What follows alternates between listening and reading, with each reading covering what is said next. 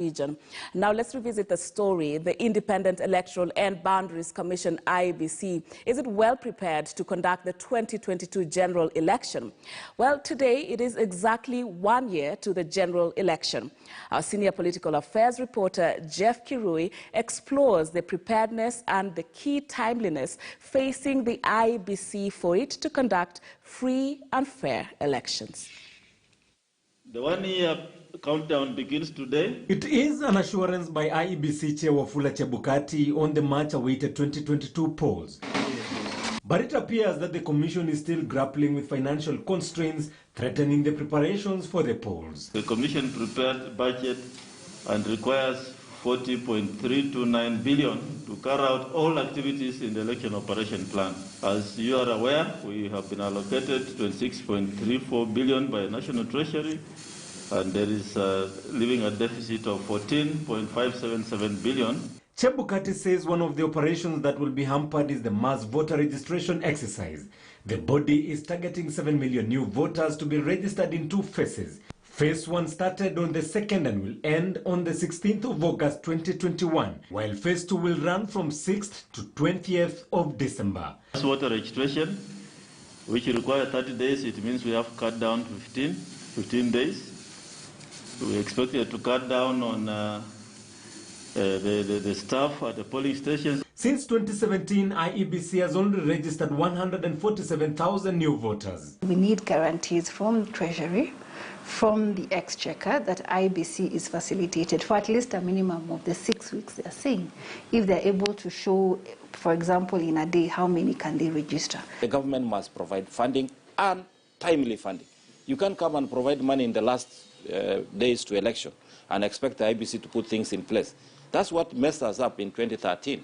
We wanted to procure the KIMs in time, but the funding came so late. Upon completion of registration exercise, IEBC is also expected to hire a reputable firm to audit voter register.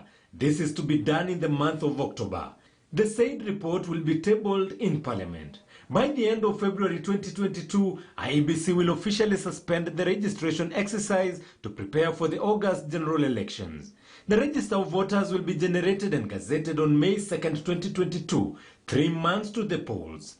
And it's critical. You know, as long as the register is credible, then elections are credible. So the GOK working with IEBC must then, they have no choice, to invest in the speediest way of verifying and inspecting voter details. That will save us on time because we don't have much time, but will, however, not water down the transparency and the credibility of that particular process. As it stands now, funding is not the only concern. The constitution of the commission is another hurdle.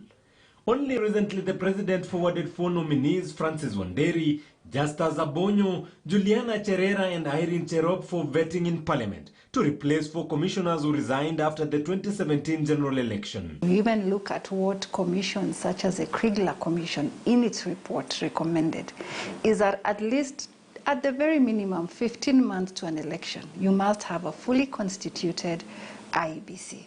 Reason being that, of course, one, it's important, they gel as commissioners, they understand the mechanics of what they're about to undertake, but most importantly, elections have their own techniques and their technical issues that they need to understand. So it's very important that we settle in the office bearers in good time. There is need then to train the new commissioners very, very urgently so that they quickly learn the processes and join the others. I hope then the chairman will build synergy. The IEBC secretariat is currently operating without a substantive CEO. The previous CEO, Ezra Chiloba, was suspended and Marjan Hussein appointed to serve in the position as acting CEO. Hussein is due to retire. What is it that has been stopping the filling of the position of CEO since the ouster of Ezra Chiloba?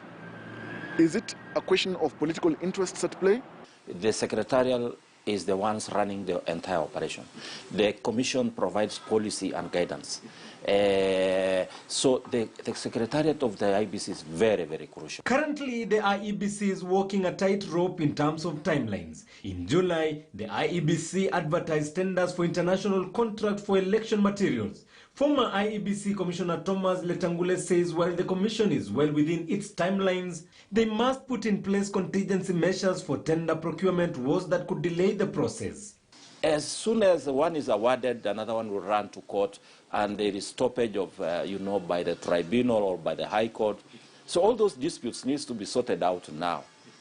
So they need to run these things simultaneously in the sense that they do the tendering process, at the same time roll out the other programs. Let not this last-minute rush, which in some quarters would feel it is manufactured, that we have a last-minute rush, because then people don't have sufficient time to question, to interrogate, to vet, to verify that whoever is a service provider actually is able to deliver the service, and secondly, to pilot and test. According to the IEBC, political aspirants should be done with fundraising for their seats by December 2021. And for civil servants eyeing political seats, they should resign latest February 9th, 2022. Let them resign and go, and let other Kenyans take those positions. Political parties will also be required to conduct party primaries from 16th to April 22nd, 2022. The Commission will thereafter gazette the names and by June 20th have the list of all nominated candidates. Nomination for presidential aspirants will take place between May 30th and June 10th next year. Thereafter, official campaigns will run from May 10th to August 6th. Jeff Kirui, KTN News. Right, that story by Jeff Kirui asking crucial questions regarding the state of preparedness.